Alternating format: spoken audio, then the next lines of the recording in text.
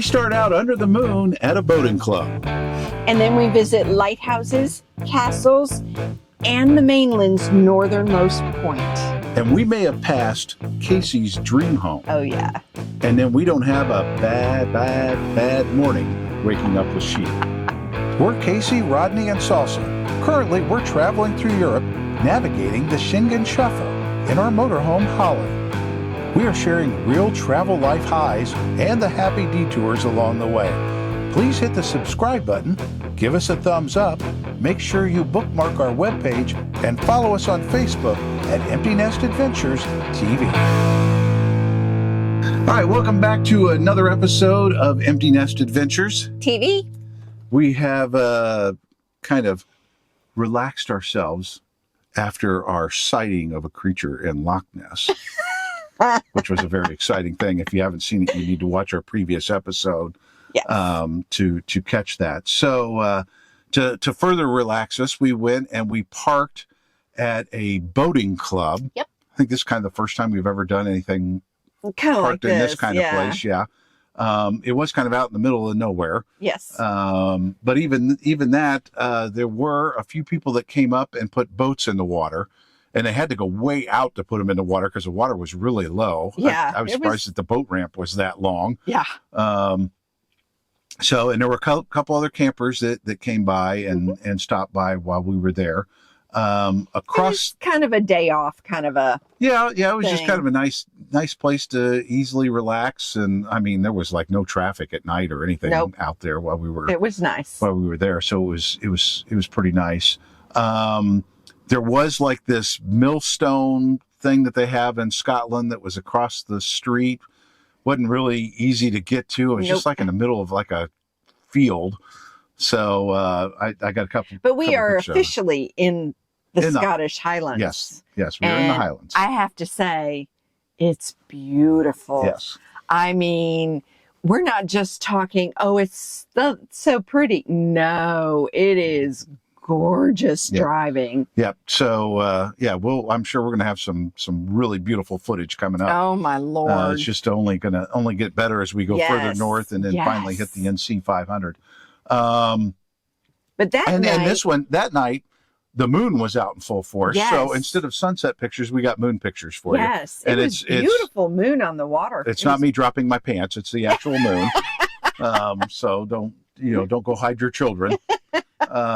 So we left from there, and that's really when we were really getting into the rolling hills of Scotland and the drive, because the next campground we stayed at was a pretty scenic Highlands type place campground. Mm-hmm. It was just outside of a town. The town wasn't very big. Nope. And we had a sheep field right next to us where we could hear the sheep loud and clear. And we were, of course, driving along the coastline to get up there. Yep. And even though it was a smaller campground, it was busy. I mean, it was pretty much full by the night, and it was filled up with just not only motorhomes. There was, like we said, there's a lot of bike riders here, and of course motorcyclists come, and they set up their tent, and we kind of enjoyed watching this were setting up tents. This one couple, they came in on bicycles, and I mean, they set up a tent and were, getting everything all ready, and it was kind of interesting to see how much they could unpack from their bicycles. Yeah, we felt for them in the morning because it was raining. Yeah, it was raining really hard. And they had to pack up everything in the rain to take off, and not something that I would want to try to do. So no. So we went up and on our way, and this is really where we're into the NC 500 part of it. Highly recommend. Highly. Yes. Once in a lifetime. Scottish Highlands NC 500. Yeah. It is, and I mean, we've been doing this for almost a year now. Yep. And this is at the top of our list. Yeah, this has been some beautiful driving and scenery to go through. Unbelievable. And so our next stop was at a place called Dunnet Head. Right. And what was there was a lighthouse. that was the first place that we walked up to. We walked up to the lighthouse. And the first thing that we saw was there was a place that you could rent as an Airbnb to stay there. And we didn't know that there were actually people who lived in some of the facilities. We had a woman and her daughter pull up, and I said, "Oh, are you guys in the Airbnb?" And she said, "No, we live here. We own this, and there's like 3 parts of it." And the lighthouse is now run by somebody in Edinburgh. So it's all remote. Yeah. It's all remote. And she said, so they went ahead and sold the lighthouse cabins, and they sold them in 3. And one person rents it out as an Airbnb, and then there's 2 other residents. Mm-hmm. So they actually live there. Now they allow people to come up and look because it was beautiful. Yes. To see the ocean and take pictures and stuff. Yeah. But they have had problems with people coming up there and thinking that they have more rights than they do. Well, and they think the houses are part of the sightseeing. Yeah, and they not. try to go into their little fenced-in yard area and look in their windows. Yes. She said, and when we try to tell them these are private residences, they tell them that they have a right to be there. She says they don't. Yeah. So, we try to be extremely respectful. And so, we stayed out where you're supposed to, out along it's their house. So and I get better pictures further away anyway. Yes, but it was absolutely beautiful. And we talked about how in the wintertime she doesn't get a lot of snow, but because they're right on the coast and it kind of juts out, so they have the coastal waters, so they don't get a lot of snow. But right there in town, she said, they get tons of snow.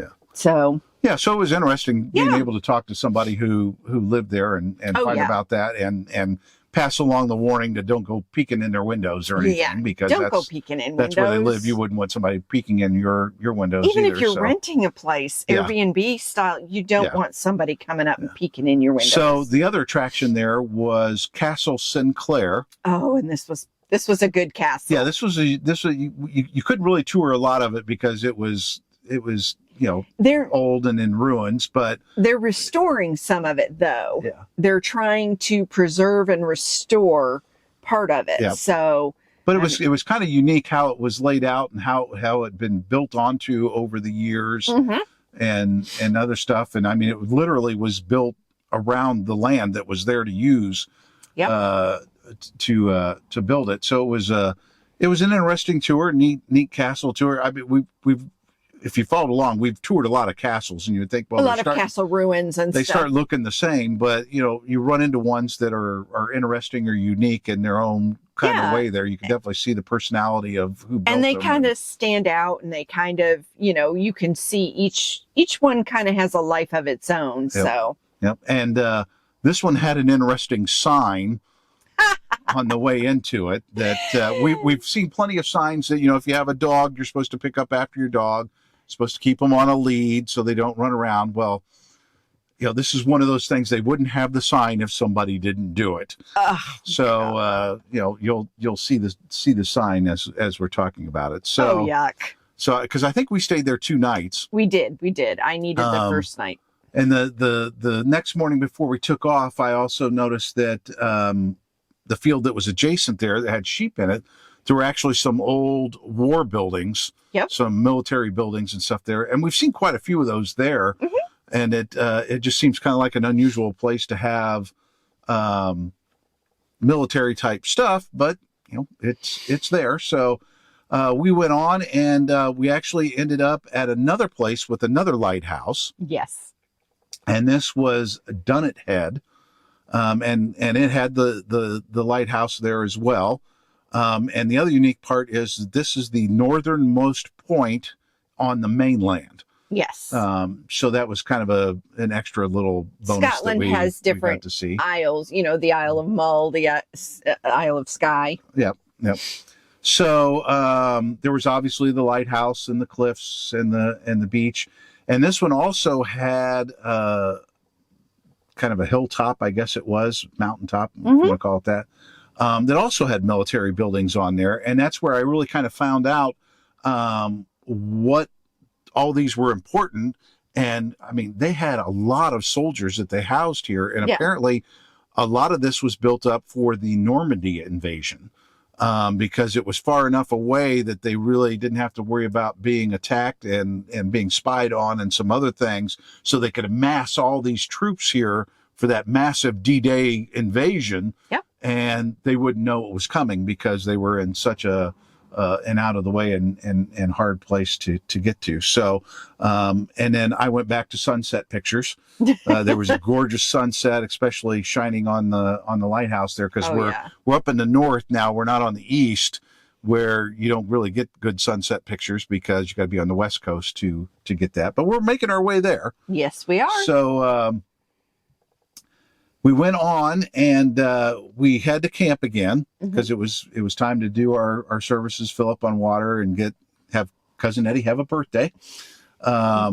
So we went through the town of Thurso, and we stayed at the Camp Thurso Bay, and that is the most major city north on the mainland, the northernmost city. And it had right off the campground, there was like a historic walk that you could go up and down. We didn't really go because it was too rainy, and apparently you're allergic to me talking about rainy weather all of a sudden. But it was too rainy, and we were only planning on being there just for the night anyway. So I did get a picture of a rainbow that was there. So we went on down along basically the north coast. One of the things we wanted to see was this St. Mary's Chapel. Yes. That was out there. And interestingly enough, to get there, you have to park in a parking lot of a distillery. Yes. So we went to the distillery first, I think. Yep. And we actually bought some of their product. Yes. So I think you got a spiced rum, wasn't it? They had a spiced rum. I bought a bottle of the spiced rum, but I also bought a little triple pack of their gin, scotch and rum, I think, and whiskey, something like that. It was a 3-pack of just little bottles of their 3-pack. So and before we made the little hike over to St. Mary's Chapel, we saw the distillery guard dog through the window.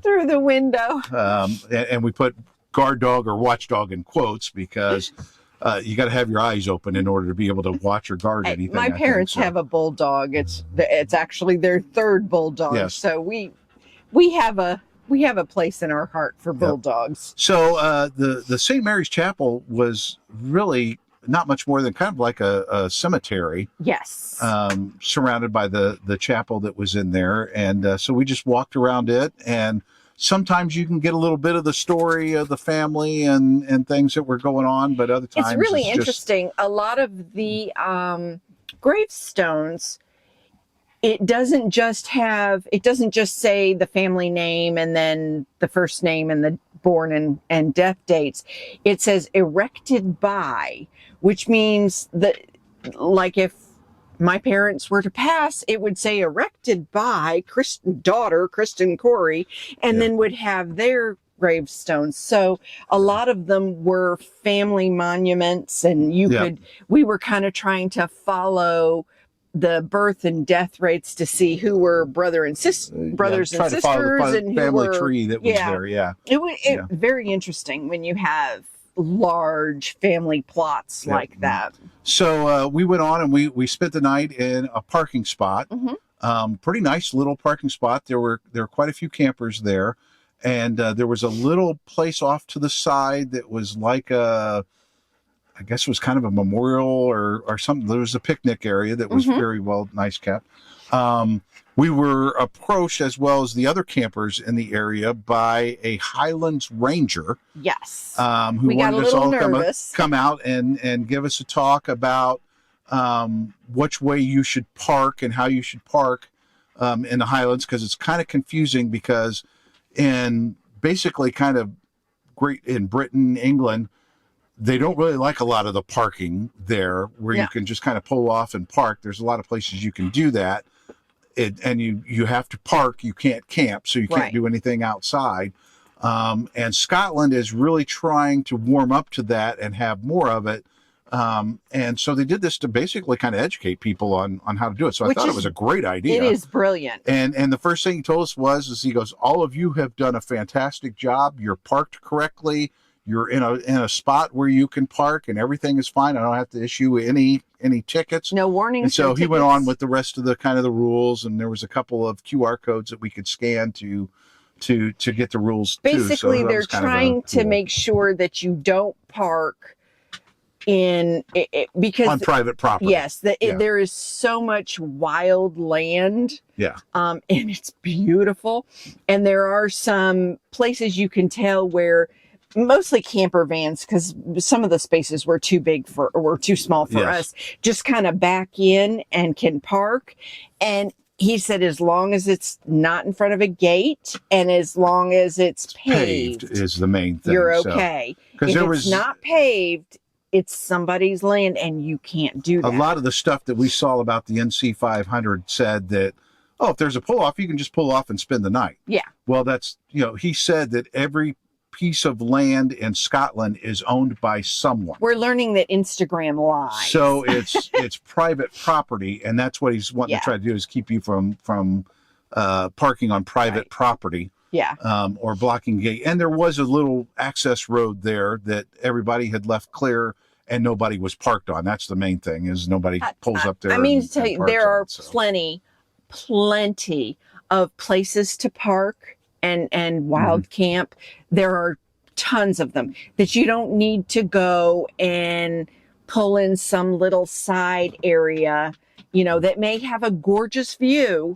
Yeah. But trust me, just up the road, there's one with just as picturesque, and you don't need to violate what they're trying to do, because it's just absolutely gorgeous. So we moved on, and there's a place that we're moving on to that will actually be the beginning of our next video. Yes. Because it's kind of a nice feature area, and it's an area that we had on our list that we wanted to see before we even got over here. Yes. So we were on our way to our next place where we were going to park, which is just outside this site that we want to see.